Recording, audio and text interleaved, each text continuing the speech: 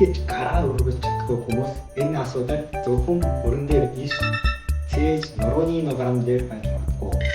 За хамт шалгаж үзье. Эхлээд нуруугаа бүгдэр баяжлаас гараа дэше өргөж үзээрэй. Тэгэхээр миний гарч ирсэн энд газаад өргөж чадахгүй.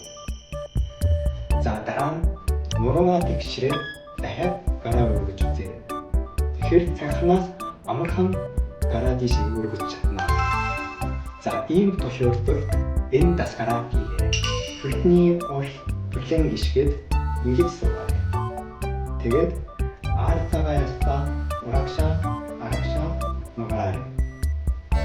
Тэгээд арцагаа урагшаа нугаратаа гараа татагшаа. Тэгээд ийшээ арцагаа урагшаа нугаратаа гараа татагшоо эвэрээ доошоо.